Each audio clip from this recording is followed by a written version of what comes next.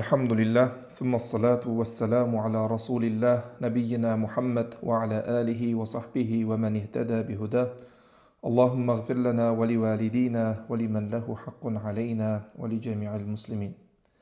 Bizler İbn Cüzey el-Kelbi rahimahullahu ta'alaның At-Tashil li ulumit Tanzil atты tafsir kitabından sabaq өтіп жатқан едік. Бүгін екінші сабақ. Ол кісіні Алла рахмын алсын, Алла тағала ол кісінің білімін бүкіл мұсылмандарға пайдалы білім еткен болсын. Бұл жерде истиаза жайлы сөз. Біз Фатиха сүресінің алдында, Фатиха сүресінен алдын біз истиаза жайлы, яғни Алла тағаладан пана тілеу жайлы, аузу биллахи минаш шайтанир раджим сөзінің тәпсірін өткен екен. Әрбір Құран оқитын адам Құран оқып бастаған кезде өзіңізге мәлім аузу биллахи минаш шайтанир раджим деп бастайды. Енді соның несі дейді? Бұл кісі бастапты аузу биллахи минаш шайтанир раджим әл-каламу алал истиазати фи ашарати фаваидин мин фунунин мухталифа дейді. Яғни Алладан пана тілеу мәселесінде түрлі салалардан алынған 10 түрлі пайда бар дейді. Яғни әр түрлі ғылымдардан, мәселен, бір бөлігі тіл ғылымынан, бір бөлігі фих ғылымынан, бір бөлігі хадис ғылымынан, бір бөлігі наху ғылымынан, бір бөлігі тасауф, сопылық ғылымынан, жалпы алғанда әр түрлі ғылымдардан 10 түрлі пайда бар дейді. Соның бірінші пайдасын әл-ула лафзу тауузи аля хамсати аужух дейді. Ең біріншісі таууз, яғни Алла тағаладан пана тілеу сөзі 5 түрлі лебізбен келген дейді. 5 түрлі. Мәселен, аузу биллахи минаш шайтанир раджим деп айтамыз ғой біз. Осының 5 түрлі айту жолы бар екен да. 5 түрлі айту жолы бар екен. Біреу басқаша айтады, екіншісі басқаша айтады, үшіншісі тағы басқаша айтады. Кейде мәселен намаздан кейін Құран оқыған кезде садақаллахул алийил азим деп барлық қарилар ақса, кейбір қарилар ерекшеленіп садақаллахус самат деп қояды. Еге болмаса тағы бір басқа нәрселерді айтып жатады. Сол адам таңданып, мынау бір бөлек нәрсе істеп жатыр, дұрыс емес нәрсе істеп жатыр деп таңданып қалуы мүмкін. Тура сол секілді бір адам Құран оқып бастаған кезде аузу биллахи минаш шайтанир раджим деп бастайтын болса, ол мына дұрыс дейміз да.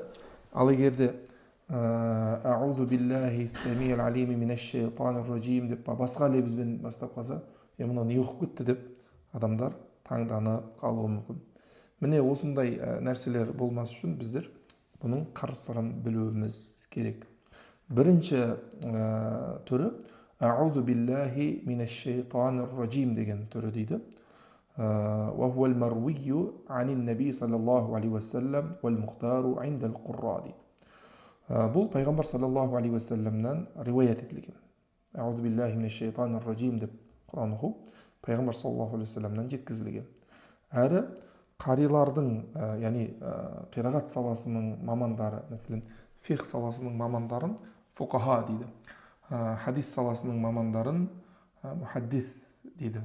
Ал қирағат саласының мамандарын қари дейді. Бізде мәселен Құран оқушыны қари деп айтамыз, ал Құранды толық жаттағанды хафиз деп айтамыз деп айтады. Негізі хафиз деген термин бұл хадис жаттаған ғалымдарға қолданылатын термин. Ал кітапта, діни салада, діни ғылымда әл-қари немесе құрра, қарилар десе, осы қирағат саласының Құранды жаттаған және ижазаны, қирағатты терең меңгерген ғалымдар дейді. Сол қирағат саласының ғалымдарының таңдауы да осы дейді. Осы сөз дейді. Яғни қирағат саласының ғалымдары аузу биллахи минаш шайтанир раджим деп оқыған дұрыс деп айтады. Кейінгісі ва аузу биллахи самиил алими минаш шайтанир раджим дейді. Келесі лебізі аузу биллахи самиил алими минаш шайтанир раджим деген лебіз екен. Ва хува марвиюн анин наби саллаллаху алейхи ва саллям дейді. Бұл да пайғамбар саллаллаху алейхи ва саллямнан риуаят етілген. Яғни пайғамбар саллаллаху алейхи ва саллям кейде аузу биллахи минаш шайтанир раджим деген болса, көбінесе кейбір жерлерде аузу биллахи самиил алими минаш шайтанир раджим дегенде келтірілген екен. Кейінгісі уа аузу биллахил азим минаш шайтанир раджим, немесе уа аузу биллахил қауи минаш шайтанил ғауи, немесе аузу биллахил маджид минаш шайтанил марид деген осы үш лебізді де кейде Құран оқушылар қолданады дейді. Бірақ бұлар мұхтәс, яғни бұл жайлы хадистер келмеген дейді. Яғни бұл лебіздермен пайғамбар саллаллаху алейхи вассалам Құран оқығандығы жайлы бұл лебіздерді пайғамбар саллаллаху алейхи вассалам Құран оқуда пайдаланғандығы жайлы келмеген дейді. Демек, біздер сүннетке лайықты болу үшін аузу биллахи минаш шайтанир раджим деген лебізді, яки болмаса аузу биллахи самиил алими минаш шайтанир раджим деген лебізді оқсақ, ол дұрыс болады. Екінші дейді, ат-тания يؤمر القارئ بالاستعاذة قبل القراءة سواء ابتدأ أول سورة أو جزء سورة على الندب дейді. Екінші дейді, Құран оқушы қирағаттың алдында истиғаза айтуға бұйырылады дейді. Истиғаза айтуға бұйырылады дейді. Мейлі ол мәселен қирағаттың алдында сүренің басынан оқып жатқан болуы мүмкін. Мәселен, аузу биллахи минаш шайтанир раджим, құл хуаллаху ахад деп мәселен сүренің басынан бастап оқу мүмкін. Яки болмаса ортасынан оқыған болуы мүмкін. Сүренің бір бөлігінен бастап оқу мүмкін. Мәселен, аузу биллахи минаш шайтанир раджим, Аллаху самад деп мәселен, яки болмаса сүренің ортасынан оқып кетсеңіз де аузу биллахи минаш шайтанир раджим деп оқушы, яғни кез келген Құран оқушы адамға аузу биллахи минаш шайтанир раджим деген сөзді айтып тұрып Құран оқу бұйырылады дейді. Яғни, егер Құран оқушы сүренің ортасынан бастаса да Алладан шайтаннан пана тілейді, сүренің басынан бастаса да Алладан шайтаннан пана тілейді екен. Бұл жерде бұйырылады дегенде әлі-нәдіп, яғни мұстахаб деңгейінде, яғни істесе сауап болады, істемесе ешқандай күнәға батпайды. Ол жалпы бұйырылады деген сөзді бұл ғалым қайдан алып жатыр десе, Алла Тағала Нахл сүресінің 98 аятында «Фаида қараатал Құр'ана фаста'iз биллахи минаш шайтанир раджим». Ендеше, Құран оқитын кезде Алланың рахымы мен құзырынан қуылған шайтанның уәсуәсасынан сақтай көр деп Алладан пана тіле деген Алланың аяты бар. Бірақ біз мәселен бұл жерде Алла Тағала бұйрық райымен бұйырып тұрып айтып жатса да, не үшін біз бұл жерде әлі-нәдіп, яғни істесең сауап болады, істемесең күнә болмайды деп айтып жатырмыз деген сұрақ туындайды. Алла Тағала бұйрық қой, ал бұйрық ол уәжіп, яғни міндетті болу керек. Ал бұл жерде біз нәдіп, яғни ерікті, егер істесең сауапты болады, істемесең күнә болмайды деп жатырмыз десе, пайғамбарымыз саллаллаху алейхи уассалам заманында бір адам намаз оқиды, тез жерден тауықтың дән шыққан сияқты намаз оқиды деген сахих хадистерде келеді. Сонда пайғамбар саллаллаху алейхи уассалам шақырады да, намаз оқымадың дейді, басынан намаз оқы дейді. Бірнеше рет қайталанғаннан кейін Алланың елшісі, мен бұдан басқа намаз оқи алмаймын дейді. Сонда пайғамбар саллаллаху алейхи уассалам оған намаз оқуды үйретеді да, намаз оқуды үйреткен кезде такбир айтты, сосын «Сумма қра фатихатал китаб» дейді, сосын фатихатал китабты айтты. Такбир тартқаннан кейін, құлақ қаққаннан кейін фатихатул китабты оқы дейді, яғни фатиха сүресін оқы дейді. Енді өз жерде фатиха сүресі оқы деп жатыр да, аузу биллахи минаш шайтанир раджимнен бастап оқы деп жатқан жоқ. Ол фатиха сүресі Құран ғой. Ал аузу биллахи минаш шайтанир раджим аяты бұл сөзі бұл фатиха сүресіне кірмейтіндігіне ғалымдар бір ауыздан келіскен. Ешбір ғалым бұл фатиха сүресінің бір құрамдас бөлшегі деп айтпаған. Пайғамбар саллаллаху алейхи вассалам Құран оқушы адамға фатиха сүресін оқы деді ма? Демек, ол жердегі Алла Тағаланың бұйрығы бұл мұстахаб деген мағынада кетеді. Неге? Өйткені егер парыз болғанда пайғамбар саллаллаху алейхи вассалам бірінші аузу биллахи минаш шайтанир раджимді оқы, сосын барып фатиха сүресін оқы деп бұйыратын еді дейді. Үшінші, ат-талиса يجهر بالاستعاذة عند الجمهور وهو المختار وروي الإخفاء عن حمزة ونافع дейді. Үшіншісі көпшілік ғалымдардың көзқарасы бойынша Құран оқыған адам аузу биллахи минаш шайтанир раджим сөзін Құранмен бірге жария түрде оқиды дейді. Мәселен, жария түрде Құран оқып отырсын да, мәселен намаздардан кейін Құран оқи деп қалды. Сол кезде сен бірден бисмиллахир-рахманир-рахим деп баста кетпестен аузу биллахи минаш шайтанир-раджим деп осылай бастауың не болар екен, таңдаулы. Ғалымдардың осылай оқу керек дейді.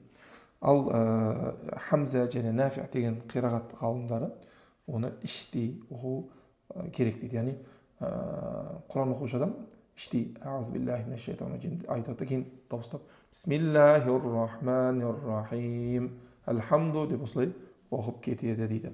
Бұл түсіну керек, бұл намаздан тыс жағдайда, намаздың ішінде емес. Намаздың ішінде дауыстап оқиды деген бірде-бір ғалым жоқ. Намаздың сыртында, мәселен, Құран оқыған кезде осылай оқылады дейді.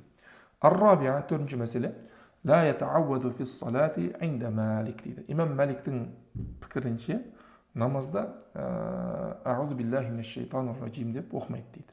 Неге бұл жерде имам Маликтің пікірімен бастап жатыр бұл кісі деген сұрақ туындайды. Абу Ханифа ең бірінші аталатын имам азам мазхабы болса да десе, бұл авторымыз Малики мазхабын ұстанады. Малики мазхабын ұстанғандықтан бұл кісі кітаптың барысында әрқашан ең бірінші мәселелер реттеген кезде, тізбектеген кезде өзінің ұстанатын мазхабы Малики мазхабының көзқарасын бірінші айтады, сосын барып келесі мазхабтардың көзқарастарына орын береді. Имам Маликтің мазхабында мынау такбир тахрима мәселе Аллаху акбар дейді ғой, сол жерде сана оқымайды. Мәселен субханак Аллахумма бихамдик ва табарак асмук деп оқимыз. Сосын аузу биллахи минаш шайтанир-раджим бисмиллахир-рахманир дейміз ғой. Оларда ол ешқайсысын оқымайды. Олар бірден Аллаху акбар дейді, альхамдулиллахи раббил аламин деп бастап кетеді. Осылай бастап кетеді. ويتعوذ في أول ركعة عند الشافعي وأبي حنيفة дейді. Ал Абу Ханифа және Шафиғи рахимахумуллахлардың көзқарастары бойынша намазда бірінші ракатта аузу биллахи минаш шайтанир-раджим деп бастайды, қалған ракаттарында оқымайды. Мәселен, біз бесін намазын 4 ракат парызын оқиын деп жатырмыз. Бәрінде Фатиха сүресімен барлық ракатында Құран аяты бар деген сөз. Сонда біз не істейміз? Бірінші ракатында Аллаху акбар деген істейміз. Аузу биллахи минаш шайтанир-раджим деп бірінші ракатта айтамыз. Екінші, үшінші, төртінші ракаттарда бұны айтпаймыз. Бұл Абу Ханифа және имам Шафиғидің көзқарасы. Ва фи кулли ракатин инда қаумин дейді. Енді кейбір ғалымдар барлық ракаттарда Фатиха сүресін оқылды ма міндетті түрде одан алдын аузу биллахи минаш шайтанир-раджим деп бастайды дейді. Демек бұл мәселеде, бұл жерде үш түрлі көзқарас бар екен. Бірінші, имам Маликтің көзқарасы, ол яғни намазда мүлде истиаза, яғни Алла Тағаладан пана тілеу сөз айтылмайды. Екінші, имам Абу Ханифа мен имам Шафиғилердің сөзі бірінші ракаттан айтылады. Кейін кейбір ғалымдардың сөзі тек неде қылады? Барлық ракаттарда оқылады дейді. Мусанниф рахималлаху тағала айтады: «Фахуджату Маликин амалу ахлил Мадина». Имам Маликтің дәлеліне келетін болсақ, бұл Мәдина халқының амалы дейді.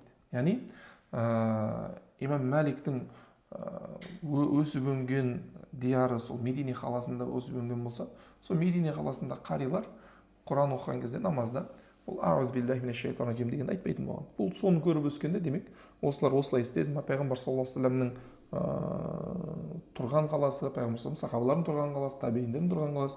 Демек біз оқымаймыз деп оны жоққа шығарған дейді. Ва худжату қаули ғайрихи, өзгелердің, жаңағы Абу Ханифадан басқа ғалымдардың, Абу Ханифадан тартып басқа ғалымдардың көзқарасы, Алла Тағаланың фаиза қаратал Құр'ана фастаиз биллахи минаш шайтанир-раджим деген аяты дейді. Егер Құран оқитын болсаң, қуған шайтанның азабынан Алладан пана тіле деген аяты дейді. Бұл аят тек намаздың сыртында оқысаң деп шектеп жатқан жоқ қой. Бұл жерде жалпылама айтылып жатыр. Жалпылама айтып жатыр. Ва залика яуммус салата ва гайраха дейді. Яғни бұл аят намаздың ішінде, намаздың сыртында барлығын қамтиды дейді. Әл-хамиса, бесінші мәселе: إنما جاء أعوذ بالمضارع دون الماضي لأن معنى الاستعاذة لا يتعلق إلا بالمستقبل لأنها كالدعاء وإنما جاء بهمزة المتكلم وحده مشاكلة للأمر به في قوله فاستعذ. Бесінші, Истиазада өткен шақ емес, осы келер шақ мағынасын келетін аузу, яғни қуылған шайтанның азғыруынан пана тілеймін деп келер шақ немесе осы шақты білдіретін термин қолданылып жатыр да. Истаазту биллах деп жатқан жоқ та, яғни қуылған шайтанның азғыруынан Алладан пана тіледім деп өткен шақта айтып жатқан жоқ та. Истиаза деп жатқан жоқ. Неге? Өйткені истиаза сөзінің түбірі ауаз дегеннен шыққан, аузу дегеннен шығады. Аузу дегеніміз не? Енді аузу ада биллахи яузу, яғни оған сыйынды, Алладан мәселен одан паналады, өзіне қорқынышты болған нәрседен қорғауын сұрады деген мағыналар. Демек, истааза, естаизу деген бұл Алла тағаладан паналады және паналап жатыр деген мағына. Мәселен, Құран аяттарында وقال موسى إني عذت بربي وربكم من كل متكبر لا يؤمن بيوم الحساب. Сонда Муса, мен жауапқа тартылатын күнге сенбейтін әрбір тәкаппар озбырдың кесірінен сақтану үшін менің де Раббым, сендердің де Раббыларың болған Аллаға сыйынамын дейді. Үш жерде үзту деген несінде келіп жатыр. Немесе Юсуф алейхиссалам маадаллах, Алла сақтасын деген сөз тіркестерінде келген. Яғни аузу сөзі Құран кәрімде осындай тіркестермен келген. Демек, истиғаза дегеніміз Аллаға сыйыну, Аллаға паналау, Алла адамның қорқатын нәрсесін одан қайтару үшін, одан тыю үшін Алла тағалаға жүгіну деген мағыналарда келеді екен. Енді бір сұрақ туындайды. Неге Құран оқып жатқан адам истиғаза айту керек? Өз Құран оқып жатыр, өз Құдайдың сөзін оқып жатыр. Неге ол шайтанның азғыруынан Алладан сыйыну керек, Алладан паналау керек, Алладан қорған тілеу керек? Неге ол шайтаннан қорқып жатыр жалпы? Өз Құран оқып жатқан адам болса, ең шайтанның азғыруынан қорғалған адам бұл Құран оқушы адам емес пе деген орынды сұрақ туындайды. Оның жауабы былай деп айтамыз. Оның жауабын былай деп айтатын едік. Алла тағала мәселен Құранда айтады: юдиллу бихи касира ва яхди бихи касира. Алла тағала онымен талайларды адастырып, талайларды тура жолға салады дейді. Мұнда адастыруды байқасаңыз тура жолға салудан бұрын айтып жатыр. Немесе аяттың жайы уама юдиллу бихи иллал фасиқин дейді. Яғни негізі Алла сол мысал арқылы өзіне қарсы келіп асы болған азғын күнәһарларды ғана тура жолдан тайдыруда дейді. Яғни Құран кәрімдегі кейбір мысалдар келтірілген кезде, шыбын жайлы, ара жайлы мысалдар келтірген кезде, Мекке мүшриктер айтқанда, неге осындай майда кішігірім болмашы әлсіз нәрселермен Құдай тағала мысал келтіріп жатыр?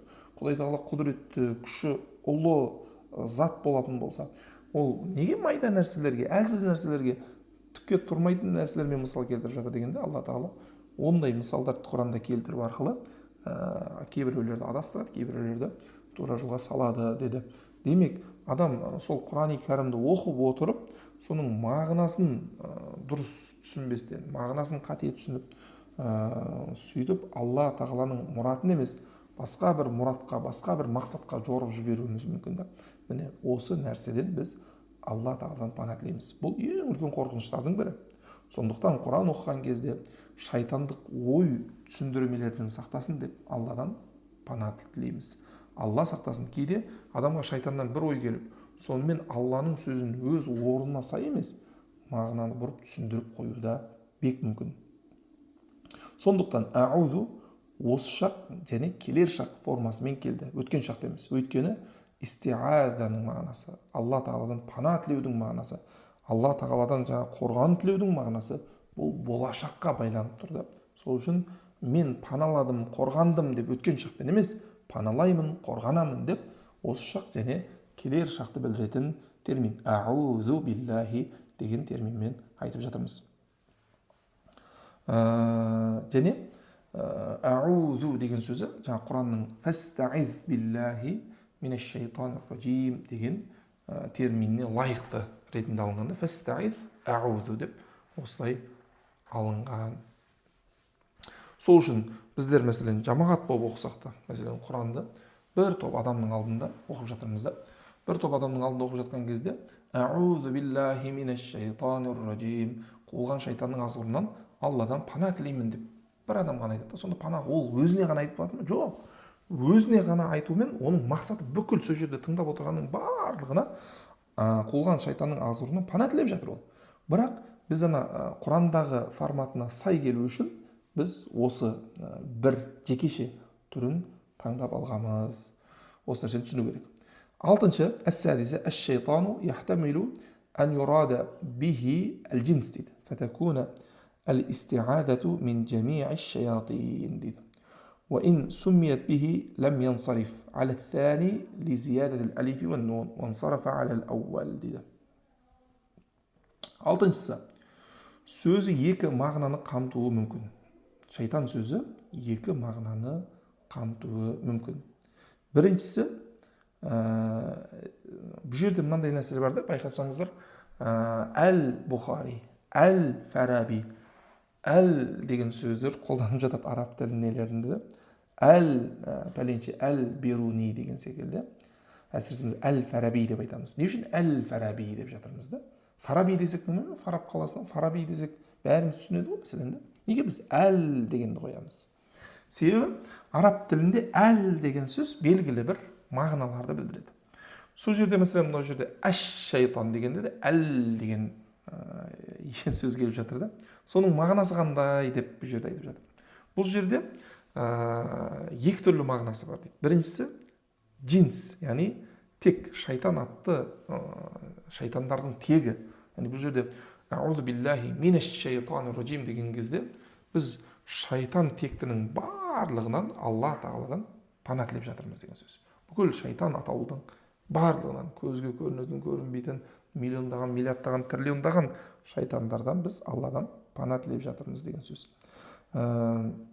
Мәселен, адамның тегі бар, адам текті, мәселен, дейді бір белгілі бір тайпа, біз адам тектіміз.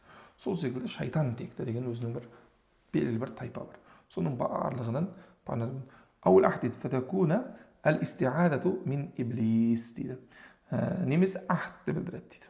Ахд дегенімізде белгілілік, яғни оқып жатқан адам мен жазып жатқан адамның арасында, оқып жатқан адам мен сөйлеп жатқан адамның арасында екеуі де біліп тұратын бір мағына бар. Мәселен, әл-Фараби дегенде, Фараб деген осы бірнеше қала бар болатын болса, мысал ретінде. Бірақ барлығымыз, мәселен, сізді, менді тыңдап жатқан тыңдармандарда барлығы Фараб деген біздің отырар қаласы айтылатындығын білеміз. Демек, әл-Фараби десе, сен және мен барлығымыз білетін, ешкімге белгісіз болмаған атақты отырар қаласы, яғни атақты белгілі болған қала деген мағына болады. Сондықтан да әл-фатакуна ахд деп жатыр. Яғни белгілі бір шайтан. Нақтырақ айтқанда іблис деген мағынада қолданып жатыр дейді. Демек, тыңдаушы да, айтушы да білетін шайтаннан біз пана тілеп жатырмыз. Яғни ол іблистен пана тілеп жатырмыз дейді. Енді оның түбірі қаяқтан шықты. Этимология жақсы дамыған. Этимологиядан қарап, бұл жерде араб тілінде мағына өзгереді. Этимология қарап тұрып, біз оның түбі қаяқтан шығып жатыр, оның мағына не үшін олай аталып жатыр, соның барлығын түсінеміз. Уахуа мин шатана дейді. Ида бауда фаннун аслия валия заида дейді. Шайтан дегендегі я, шай, и бар ғой, шайтан дегендегі ш, й, т, а, ны қойды. Mesela біздің қазақ тіліне қарағанда 5 әріптен тұрады. Сол жердегі я әрпі, и әрпі бұл қосылған артықша сөз дейді. Негізі шатана, шатана дейді. Негізі шатана дейді. Мағынасы алыстау, алыстау дейді. Нүн түбір әрпі әлия болса қосымша. Бұл жерде шайтан деген файал деген өлшемде қолданылады дейді. Енді оқырмандарға кішкене не болсын, тез өтіп кетіп жатырмын, бұның несіне кірмеймін, қатты мағыналарына. Уақила мин шата ида хаджа фаннун заида валия аслия дейді. Уазнуху фуалан дейді. Фаалан дейді, фаалан дейді. Екінші пікір бойынша шата түбірінен шығады, мағынасы лап ету, күшею дейді. Бұл жағдайда нүн қосымша сөз болады да, и әріпі, шай деген, бұл шайт деген, бұл не? Негізгі әріптер, түбір әріптер болып қалады дейді. Фа'лан мәзінде. Қарасаңыздар, шайтанның бірінші этимологияның бірінші таразына қалатын болсақ, алыстау мағынасы, яғни Алла тағаланың рахымынан, мейірінен алыстанған деген мағына шықса, екіншісі лап ету, күшею, яғни адамды азғырған кезде лап етіп шабуылдайды, әрі адамның нәпсі қалауын күшейтеді деген сияқты мағыналар келіп шығады. Әс-сабиға жетіншісі, ар-раджим фаил бимағна маф'ул дейді. Ар-раджим деген бұл фаил өлшемінде, бірақ мағынасы маф'ул мағынасында, яғни маржум, лақтырылған, қуылған деген мағынада қолданып жатады. Уяхтамилу мағнайын дейді. Бұл екі түрлі мағынаны өз ішіне қамтиды. Мәселен, раджим деп не үшін айтып жатырмыз? Оның екі мағынасы бар дейді. Екеуін де қамтиды дейді. Ан-якуна мағна лаин ва тарид дейді. Бірінші мағынасы лағнеттелген, қуылған деген мағынасы да болып дейді. Бұл көбінесе біз аузу биллахи минаш шайтанир раджим деген шайтан дегеннен нені мақсат етіп жатырмыз деген кезде шайтан тектілерді мақсат етіп жатырмыз, яки болмаса іблисті мақсат етіп жатырмыз дедік. Егер бірінші несіне алатын болсақ, лағнеттелген, қуылған деген мағынасын алатын болсақ, онда көбінесе бұл іблис деген мағынаға сәйкес келеді. وهذا يناسب إبليس دي صدق المصنف لقوله وجعلناها رجوما للشياطين. الله تعالى من آيات سبب دي وجعلناها رجوما للشياطين يعني жұлдыздарды, шайтандарды атқылайтын тастар, еттік аспанда сондай жаратылыстар жараттық. Олар шайтандарды олармен атқыланады дейді. Енді бұл барлық шайтандарға, енді екіншісі ар-раджим так وهذا يناسب إبليس لقوله وجعلناها رجوما للشياطين أن يكون بمعنى العين وطريد. Бірінші мағынасы лаин екен, бірінші мағынасы лаин екен, екінші мағынасы тарид екен. Біріншісі нәлеттелген, екіншісі қуылған деген екен.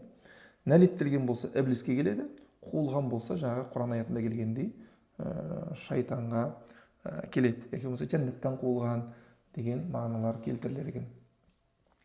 Бірақ Мусанниф рахималла тағала уәл аувалу адхар дейді. Бірінші көзқарас, яғни іблиске қатысты болуы жақынырақ дейді.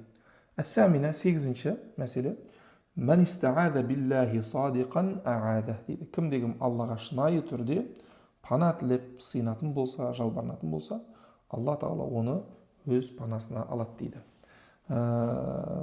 Демек, истиғазада адам шынайы түрде Алла тағаладан паналауды, мұқтаждығын сезінуді, Алланы қорған етуді жүрегімен сезіну керек енді. Фағалейка біз-сыдқ дейді. Сондықтан да саған керек нәрсе шынайылық дейді. Бұл жерде пана тілеп жатқан кезде шынайы болмыспен пана тілеу керек дейді. Яғни истиғаза аузу биллахи минаш шайтанир раджим деген бұл Құран оқуға керек кезде белгілі бір ритуал ретінде тек қана осыны оқымасам болмайды, әйтеуір оқуым керек деп бір айтылып кететін дүние емес. Бұл адам оның мағынасын, Құран оқып жатқан адам оның мағынасын іштей түсініп, Алла тағаладан паналауды, Алла тағалаға өзінің мұқтаж екенін, Алла тағаланың қорғанына мұқтаж екенін жүрекпен сезініп оқуы керек дейді. Әла тара дейді, көрмейсің бе дейді. Имраата Имран ләммә аазат Марьяма ва зурриятаха асамаха Аллах дейді. Көрмейсің бе дейді, Имранның әйелі Мариямды босанардан алдын оны және оның отбасын Алла тағаладан паналатуын сұрады. Алла тағалаға табыстап, Алла тағаладан пана беруін сұрады. Алла тағала ол кісілерге сонда пана берді дейді. Фил хадис сахих, сахих хадисте келеді дейді. Анна Расулаллахи саллаллаху алейхи ва саллам қал, пайғамбар саллаллаху алейхи ва саллам былай деп айтты: ما من بني آدم مولود إلا يمسه الشيطان حين يولد. Ешбір пенде, ешбір адам баласы туылмайды. Туылса, туылған кезде шайтан түртіп кетеді дейді. Түртіп кетеді. фаястахилля сарихан. Содан кейін ол шыңғырып туылады дейді. Мин мәсси шайтан. Шайтан түрткеннен кейін ол шыңғырып туылады дейді. Жалпы ол адамның бір сипаты. Мәселен, қайсы бір бала туылған кезде шыңғырмайтын болса, уже врачтар қорқа бастайды. Мынау неге, тіршіліктің көзі жоқ па, тіршіліктің нышаны жоқ па, бір жер дұрыс істемей жатыр ма, неге? Өйткені оның кез келген шайтан түртеді. Ол жылау керек, міндетті түрде жылау керек. Жыламады ма, демек ол жерде шайтан түртсе де жыламай жатыр ма, демек оған бір түйткіл бар деген сөз. Ғайра Марияма уа бниха дейді. Ал Мариям мен оның баласына шайтан түртсе де жыламаған дейді. Осылай туылған, жыламастан, іңгәлеместен туылған дейді. Имам Бұхариде келеді хадис. Мариямның өткен неге олай болды десе, Мариямның анасы қиссасын Алла Тағала келтіреді. فَلَمَّا وَضَعَتْهَا قَالَتْ رَبِّي إِنِّي وَضَعْتُهَا أُنْثَى وَاللَّهُ أَعْلَمُ بِمَا وَضَعَتْ وَلَيْسَ الذَّكَرُ كَالْأُنْثَى وَإِنِّي سَمَّيْتُهَا مَرْيَمَ وَإِنِّي أُعِيذُهَا بِكَ وَذُرِّيَّتَهَا مِنَ الشَّيْطَانِ الرَّجِيمِ. Сондай-ақ мен хам ұрпағын, сондай-ақ мен оны хам ұрпағын рахымыңнан қуылған шайтаннан сақтай көр деп, бір өзіңе сыйынамын деп дұға жасады дейді. Бұл Мариям анамыз. Содан Алла Тағала ол кісінің дұғасын қабыл қылған халде, ол кісіні және оның ұрпағын, яғни Иса алейхиссаламды Алла Тағала осылай шайтанның түртпектеуінен қорғады дейді. Сөйтіп оның Аллаға сыйындыру нәтижесінде Мариям мен оның ұрпағы шайтанның түртуінен аман болды дейді. Әт-тасия, 9-шы мәселе, әш-шайтану адуун дейді. وحذر الله منه إذ لا مطمع في زوال علة عداوته. Шайтан дегеніміз адам баласына жалпы жау ол. Алла Тағала одан сақтандырған. Өйткені оның дұшпандығының себебі жойылып кетуге ешқандай үміт жоқ. Неге? Іблістің дұшпандығы анық дұшпандықты. Ол дұшпан болмай қалып, мәселен, оның табиғатында сондай да, ол бүгін дұшпандық қылды, ертең мен дұшпан болмаймын, адамдардың досы боламын, адамдарға насихат көй боламын деген нәрсе одан күтілмейді дейді. Неге? Өйткені Алла Тағала айтқанда, «Қала фаби'иззатика лаұғвияннахум әжмаин» деген. Сонда білесіз, ендеше сенің ұлылығымен ант етейін, олардың барлығын азғырып тура жолдан тайдырамын дегенде, барлығын, бірін қалдырмастан, адам атадан тартып сонау қияметке дейін келетін бүкіл адамзат атаулы болатын болса, соның барлығын мен азғырамын деген. Ол адамның бойында қан жүргенде жүреді. Адамның бойында қан жүргенде жүреді. Енді ол адамды қалай азғырады? Әуелі оны күпірлікке шақырады. Иманда күмәнға салады. Егер оған шамасы келмесе, күнәға итермелейді. Егер оған көнбесе, құлшылық ғибадаттан тосады. Егер одан да аман қалса, оның амалын рия мен өзін ұнату, яғни өз-өзіне паңданумен бұзады дейді. Демек, шайтанның адамды азғыратын амалдар өте көп екен. Адам баласын азғыру тәсілдері сан алуан екен. Шайтанның азғыру жолдары, адамның баласын қақпанға түсіру жолдары өте көп екен. Оның ең алғашқы мақсаты адам баласын күпірлікке жіберу. Ең кез келген шайтанның мақсаты адам баласын бір Аллаға сыйындырудан тайтқып жіберу. Кімге ол күпірлік сыбырын салады? Кімді күпірлікпен азғырады? Күпірге бейімділігі бар адамдар болады. Кейбір адамдарда, Алла сақтасын, күпірге бейімділік бар. Кейбірінде жоқ. Шайтан бұл екеуіне бірдей келмейді. Мәселен, күпірге бейімділігі бар адамның демек күпірлікпен сыбыр салып, күпірлік әртүрлі нені ашып қалса, тиктокты ашып қалса, күпірлік видеолары, көшеге шықса күпірлік нелері іздеген күпірлік, осымен несімен кетіп қалады. Жалпы шайтан ол мықты стратег қой, былай айтқанда. Әуелі адамның ол болмысын мақтап зерттеп алады да ол. Мына адамның болмысында, бойында күпірге бейімдік бар ма? Онда оған әртүрлі Алла Тағалаға, жаратушыға қатысты күмәндар сала бастайды. Ал басқа бір адамда ондай бейімділік жоқ. Тіпті қарапайым адам болуы мүмкін, ешқандай білім алмаған адам болуы мүмкін, бірақ онда ешқандай бейімділік, ата-бабам ұстап келген дін болды. Иманым, жүрегім нық орныққан деп анша-мұнша нәрселерге мән бермейді. Оған мыңдаған күмәншіл адамды, мыңдаған құдайсызды әкеліп Құдай сіздің кітаптарын әкеліп, мыңдаған сайтты, мыңдаған мәлімдемені, мыңдаған видеоларды алып келсең де, жүрегі тып-тыныш та, иманға берік. Оған күмә қолы асып, ойбай ондай болып кетіпті, пәлен деген молда бүйтіпті, демек ол ұстанған дін дұрыс емес. Түген деген молда ана жерде ішіп қойыпты, демек оның ұстанған дін дұрыс емес. Пәлен деген молда үйтіп қапты, демек оның ұстанған дін дұрыс емес деп, ол күмәнға итеріліп білмейді. Ал шайтандар кімге күмәнмен келеді? Мәселен, сұрақ жауапты, даулы мәселелерді, күрделі тақырыптарды орнататын, өз психологиялық жақтан осы соған бейім адамдар болады да. Мәселен, бір молда бір қателік істеп қойса, уах, молданың барлығы сондай ма, бұның ұстанған діні сондай ма деп ойланып, субханалла, бұл жерде ислам дінінің ана молданың жасап қойған қателігіне не қатысы бар? Мәселен, антикор өз пара алып қалуы мүмкін, ол адами фактор да, ол адами фактор кез келген жерде орын алуы мүмкін. Ол енді мемлекеттің заңын ұстамай жатса, сол заң кінәлі болмайды ғой, ол қандай да бір мемлекеттік қызметкер. Яки болмаса қандай да бір кеңседе сол кеңсеге қатысты этиканы, әдепті ұстамаса, ол кеңсенің этикасы кінәлі емес қой. Ол жерде бір адам, белгілі бір адамдар ол нәрсеге істейді. Адамдық фактор да бар. Шайтан осындай психологияларды, осындай мінездерді жақсы көреді. Оларға күмән жолымен кіріп, адамды күпірге, құдайсыздыққа дейін апару мүмкін, Алла сақтасын. Кейде Алла сақтасын, бұл типтегі адамдар тіпті жындануға жақындайды. Көп сұрақ қояды, ойланады, дағдарады. Мынаған жауап таппадым, анаған жауап таппадым, 4 ұстаздан сұрадым, жауап бере алмады, пәлен доктордан сұрадым, жауап бере алмады, ананы оқыдым, жауап жоқ, мынаны оқыдым, жауап жоқ. Жауап жоқ болуының бір ғана себебі бар да. Кейде ол одан бір жауап алу мақсатында келіп жатқан жоқ. Яки болмаса кез келген, мәселен, ақыл иелерінің 2-2-ін қоссаң 4 деген секілді, ақыл иелерінің қойған бір нақты неделері бар ғой, ережелері бар ғой, кез келген мәліметті қабылдағанда, бағдарламалар, біздің компьютердің өзі, мәселен, бірінші бір бағдарламаны қоясың, iOS бағдарламасын орнатасың, сосын барып басқа программаларды енгізесің. Windows бағдарламасын қоясың, сосын барып басқа программаларды енгізесің. Тура сол сияқты әр нәрсенің өзінің саты-сатымен қабылдайтын нәрселері бар да. Әр нәрсенің. Ал келіп тұрып, мәселен, 14 ғасыр бұрын болған кейбір әдет ғұрыптарға қарап тұрып, 14 ғасырдан кейін келіп, оны қабылдай алмастың, ойбай, мүлде ислам дінін маңызсыз қойды.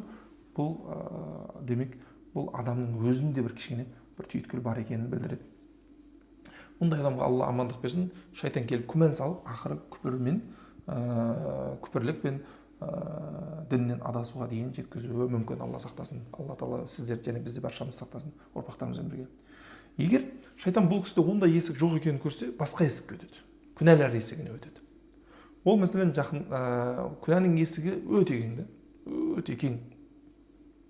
Шахуат, нәпсі құмарлық деген өте көп. Көшеге шықсаң, бітті, күнәнің есігі өте көп. Темекі болсын, наша болсын, арақ шарап болсын, ойнас измеде болсын, анау болсын, болсын, өте көп. Mesela адамға ақылы жақындама деу мүмкін да. Бірақ шахуат жердегі сабын сияқты. Жерде сабынса, аяғың тиеді, шалқанған түсесің. Тура сол сияқты. Байқаусызда басып кетесің, қалай түсіп қалғаныңды білмей жатарсың. Шахуаттар, күнәлар, ләззаттар, бұл бір адамға сүйікті, бір адамға сүйіксіз емес, бәріне бірдей сүйікті. Өйткені шайтан оларды әсем қылып көрсеткен. Бірақ кейбір адамдардың әлсіз жерлері болады. Мысалы, бір адамдардың әлсіздігі ақшада болады. Бір адамдардың әлсіздігі ақша. Шайтан оған сол есіктен кіреді. Мәселен, оның сараңдық, дүние қоңыздық, ашкөздік, ұрлық жасау, мал, мүлікті қатты жақсы көргеннен харам жолды қойып, мәселен, халал жолды қойып, харам жолмен де зұлымдық арқылы, біреудің ақысын жеу арқылы, мемлекеттің мүлкіне қол созу арқылы, жемқорлық арқылы, парақорлық арқылы осылай ақша жинайды. Неге? Өйткені ол әлсіздігі ақша мәселесінде. Біреудің әлсіздігі ақшада емес. Әйел қызға әлсіз болады, қыздарға әлсіз болады. Сөйтіп өзінің әбәдемі, сүп-сүйкімді үйінде әйел отырған болса да, жан жары, адал жары отырған болса да, көшеге шығады, эскортница ма, басқа ма, анау ма, мынау ма, етегінен кетеді. Біреу жылмиып қараса, соның етегінен кетеді. Біреу не қылса, соның несіне кетеді. Әр түрлі сан алуан күнәларға батып, әйеліне измена жасап, соңында жаңағы шаңырақтары ортасына түсіп, талай шаңырақтар шайқап жатқан куәсі болып жатырмыз. Енді басқа біреудің әлсіздігі ақшада емес, әйелде емес, мансап, абырой, атақты. Мені ұлықтасын, мені мадақтасын, неге менің атым аталмайды, неге менің атым пәленшеден кейін аталып қалды, неге мен мына жерде бірінші сөйлемеймін, неге мен өйтпеймін, неге осындай нәрсе. Кейде адамдар атақ, даңқ үшін қаншадан қанша нәрселер істеп қоюы мүмкін.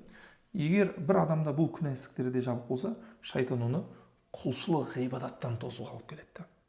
Енді күмән сала алмады, күнә жасата алмады. Енді құлшылық ғибадаттардан оны тосып, құлшылықтарын азайта беруге тырысады. Құлшылықтарын, мәселен, сүннет амалдарды оқымай қойсай, нәпілдерді оқымай қойсай, тахажжудқа тұрмай қойсай, нәпіл нені оқымай қойсай, пәленшеде оқымай жатыр ғой, парыздарды оқысаң жеткілікті ғой деген секілді сөздерді айтады. Мәселен, егер осыдан да аман өтетін болса, не болады? Құлшылықтың өзінен кіреді. Құлшылықтың өзінен кіреді. Мәселен, адам ихсан иесі болатын болса, ихсан есігінен кіреді. Ғалым болатын болса, ғылым есігінен кіреді. Мысалы, сізге келіп айтады, сен қазір Алла Тағаланың үйінде мешітте отырсың, тізерлеп отырсың, Алланың кітабы Құран-ы Кәрімді оқып отырсың. Сен ғалымдардың алдында отырсың, сенің айналаңда періштелер қоршап тұр. Сен Алланың рахымына, мейіріне бөленіп отырсың. Ал пәленше базарда жүр, пәленше ана жақта жүр, пәленше ақуатада жүр, ана жақта жүр, уақытын зая кетіріп жатыр, құлшылық жасап жатқан жоқ. Екеумізде бір пәленше анау кальянханада кальян шегіп отыр, пәленше барда отыр. Мен от души адам екенмін, мен Құдайға бір ерекше жақын адам екенмін деп, ол өз-өзін паңдана бастайды, амалдарымен паңдана бастайды. Осылай тәкаппарлық келеді. Бұл адамға ібліс осы жақтан, тақуалық жолынан арқылы келіп жатыр. Мәселен, кейбір білім талап етушілерге сен білімді талап етіп жатсың, сен ғалымсың, сен басқалардан абзалсың деп осылай тәкаппарландыра бастайды. Біреулер садақа береді, садақа есігінен кіреді. Пәлен деген жанұяларға сен садақа бердің, сенің себебіңмен пәлен деген адам ауруынан жазылды, сенің себебіңмен пәлен деген адам, түген деген адам баспаналы болды, сенің себебіңмен деген мәселелер көбейе бастайды. Міне, адамдарды осылай бұзады. Сондықтан да бұл есік ең қауіпті есік деп айтады ғалымдарымыз. Неге? Өйткені күпірлік анық. Сәл ақылын істесе адам күпірлік жолға бармайды. Ата-бабамыз мұсылман, ата-бабамыз мұсылман болғаннан кейін халқымызды қанша мәселен діннен алсатамыз, діннен бездіреміз деп қанша тырысулар, қанша күшпен дінді құрып тастаймыз деген кездерде де діні үшін басын қақайып тік тұрып берген текті халықтың ұрпақтарымызды. Ал күмән, шахуат, нәпс дегенде мәселен адам ақыл арқылы тыйылуы мүмкін. Әке болмаса құлшылық ғибадаттарынан да бұған маған пайдалы деп азаюынан да тосқалуы мүмкін. Ал бірақ паңдану мәселесінде өз-өзінің масаттанып қалу, осы құлшылықтармен өз-өзін бір ерекше адаммын деп ойлап қалу мәселесі ең улысы, ең қателісі. Сондықтан да пайғамбар саллаллаху алейхи вассалам имам Муслим жеткізген хадисте ең бірінші тозаққа кіретін үш адам бар дейді. Ең бірінші тозаққа кіретін үш адам бар. Әлі басқа ешкім кірмей тұр. Ең бірінші тозаққа кіретін үш адам бар дейді. Біріншісі дейді, елін, жерін, отанын қорғаған, сөйтіп сол жолда жанын берген шейіт те келеді дейді. Сөйтті сен саған Алла Тағала оған өзінің нығметтерін таныттырады дейді. Ол таниды нығметтерін, я Раббым Алла, сен батырлықты бердің, күш қайратты бердің, бәрін бердің, мүмкіншілікті бердің, елді қорғауға, жерді қорғауға мүмкіншілік бердің деп айтады дейді. Сонда Алла Тағала сол нығметтердің есесінде сен не істедің дегенде, я Раббым Алла, сенің жолыңда елімді, жерімді, халқымды, мемлекетімді қорғап соғыстым, сөйттім де сол шайқастардың бірінде жан пида еттім дегенде Алла Тағала оған өтірік айттың. Сен адамдар батыр десін деп, сен адамдар ешкімнен қорқпайды десін деп атақ үшін соғыстың. Адамдар сен батыр деді, ешкімнен қорқпайды деді. Бүкіл жақсылықтардың бәрін алып қойыпсың деп айтады. Оны бұйырады, ол тозаққа тасталынады дейді. Пішегезінен сүйретіліп тозаққа тасталынады дейді. Екіншісі, Құран оқыған адам. Күндіз-түні көзінің майын тамызып Құран оқыған адам. Бұл да оған да Алла Тағала не үшін істедің деп айтады. Енді қысқарақ айтып отырмын, сабағымыз ұзап кетпесін деп. Ол, я Раббым Алла, мен сенің жолыңда Құран оқыдым, сенің жолыңда барымды бердім, көзімнің нәрін бердім деп айтады. Алла Тағала өтірікші айттың, сен адамдар қари екен десін дедің, сен адамдар қари деді, енді сенің баратын орның тозақ деп айтады. Үшінші мәселен садақа беруші адам, жомарт адам, алла тағала разы болатын бірде бір орынды қалдырмастан садақа берген адам, оны да алла тағала садақа беруінің себебі сен адамдар жомарт десін дедің, сен адамдар жомарт деді, алатынның бәрін алып қойдың, енді баратын орның тозақ деп, оны да тозаққа тастайды деген.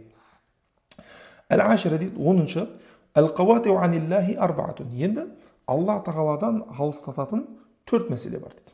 4 мәселе бар. Алла тағалаға алып баратын жолдан бөгейтін 4 нәрсе бар. Енді шайтан айтылғаннан кейін шайтанға ұқсас, бірақ алла тағаладан адамды алыстататын, алланың діннен адамды алыстататын басқа да мәселелерге Мусанниф рахималлаху тағала тоқталып кетіп жатыр. Біріншісі шайтан, әш-шайтан уән нәфс уәд дүния уәл халқ дейді. Шайтан, нәпсі, дүние және адамдар, халайық дейді. Фаилажу шайтани әл-истиадату уәл мұхалафату ләху дейді. Шайтанның емі, шайтанның жағдайын білдік. Енді оның қалай жеңеміз десе, оны истиада. А'уду биллахи минаш шайтанир ражим. Демек, шайтанның қандай да бір азғыруы, қандай да бір жаман ой салуы келетін болса, Аллаға сыйыну. А'уду биллахи минаш шайтанир ражим дейміз. Сөйтеміз де, ол бізді бұйырып жатқан нәрсеге қарсы іс істейміз де. Оны қарсы, мәселен, азанда тұрма деп жатыр, тұрма, ұйықта, не істейсің, таң намазын оқып қайтесің, қазасын оқи саласың деді ме, осыны өзін а'уду биллахи минаш шайтанир ражим дейміз де, төсегімізден қарғып тұрамыз, дәретімізді аламыз, намазымызды оқимыз де. Міне осыған қарсы шығу арқылы оны жеңуге болады дейді. Шайтан қандай да бір нәрсеге бұйырса, оған қарсы істе. Уаилажун нафси бил қахр дейді. Нәпсінің емі оны қысымға алу, тізгіндеу дейді. Нәпсі шайтанға айналып кетсе, оны кім басады? Мәселен, оны кім басады? Оны басатын ақыл. Ақылға адам нәпсісіне емес, ақылға ерік беру керек, ақылға күш беру керек, ақылға билік беру керек. Ақыл әмірші болатын болса, ол нәпсіні басқаруға өзінің әскерін жібереді. Нәпсіге тоқта дейді. Нәпсіге бір нәрсе сұраса, тоқта, бұл нәрсе болмайды деп айтады. Мәселен, нәпсі харам, сусынды, сән салтанатты анан қаласа, ақыл айтады, жоқ дейді, болмайды дейді. Арыға барма дейді. Жай-жайдан дейді. Арабша шуай-шуай дейді. Асықпа, аз-аздан дейді мәселен. Уаилажу дүния біз зүхд дейді. Дүниенің емі зүхд. Дүниенің тәтті, жасыл, тартымды, әдемі екені баршаға мәлім. Оның бәрі адамды көбірек алып қалуға, көбірек содан өзінің үлесін алуға үгіттейді. Бірақ дүниенің жолы ұзақ әрі шаршатады. Ақырында адам өзіне, дүние өзіне құл қылады. Кім дүниені қаласа, дүние оған келеді. Бірақ өзіне құл етіп, дүниенің құлы болу арқылы келеді. Мәселен, не үшін адам өзі жұмыс істейді? Табыс табу үшін, дұрыс па? Не үшін табыс табады? Өмір сүру үшін. Яғни біз өмір сүру үшін жеуіміз керек. Өмір сүру үшін жеуіміз керек. Өмір сүру үшін мынаның барлығы айналамызда көлік болсын, жайлы үй болсын, киім-кешек болсын. Бұның барлығы біздің өмір сүруіміздің мақсаты болып қалмау керек. Бұл жерде зүхд деген мағынасы осындай. Ол деген сөз мүлде дүниені алмастан құлшыл ғибадатқа бекем болып кетіп, құлшыл ғибадатты ғана орындап кетіп, дүниеден мүлде бас тартып кетті деген сөз емес. Осыны жөн түсіну керек. Мәселен, үлкен сахабалардан, ғалым сахабалардың бірі Абдуллах ибн Амр ибн Ас радиаллаху анху айтады ғой: "И'мал ли дуньяка кааннака таишу абада." Дүние үшін әрекет жасаған кезде, дүние үшін еңбек еткен кезде, мәңгі өмір сүретін адамдай еңбек ет дейді. "У'мал ли ахиратика кааннака тамуту гада." Ал егер ақыретің үшін еңбектенетін болсаң, ақыреттің амалын жасайтын болсаң, онда ертең өліп қалатын адам секілді әрекет жаса дейді. Сондықтан да бұл дүние тапқан кезде, дүниені табыс көзі қылған кезде, біз бүкіл неден алатынымыз, бүкіл мақсатымыз сол дүние болып кетпеу керек. Бұл біз өмір сүру үшін дүниені біздің керегімізге, елімізге қызмет қылу үшін, халқымызға қызмет қылу үшін, дінімізге қызмет қылу үшін, өзімізге қызмет қылу үшін, отбасымызға қызмет қылу үшін осылай дүниені табуымыз керек. Өкінішке орай кейбір адамдар осы таразы теріс айналып қалғанда, адамдар жеу үшін өмір сүретін болып қалған. Жақсы киім кию үшін өмір сүреді, жақсы жерде тұру үшін өмір сүреді. Тамақ, сусын, дүние деген нәрсені өз алдына үлкен бір мақсат етіп қалған. Негізі бұлардың барлығы қолдағы бір құрал ғана болу керек. Дененің сақталу үшін, адамзаттың ұрпағының жалғасуы болу үшін, егер ол құрал мақсатқа айналатын болса, өмірдің мақсаты өзгереді, адамның қызметі өзгереді, бағыты өзгереді, бағдары өзгереді, ойлау жүйесі түгелдей өзгеріп кетеді. Зөт дегеніміз демек не екен? Қолда бар халал нәрседен сәл кішкене алыстау екен. Сәл өзін алыс ұстау екен. Ал қолында қол жетімсіз нәрседен емес. Қолда бар мәселе, дүние таптың, жағдай жасадың, бірақ ол нәрсенің барлығын өміріңді ойын күлкіге айналдырып жіберіп, өміріңді жылтыраққа айналдырып жіберместен, сол тапқан мал дүниеңді еліңнің, халқыңның, отбасыңның, жанұяңның пайдасына, пайдалы дүниелерге жұмсап отыру, міне осы зұһүттік дер едім.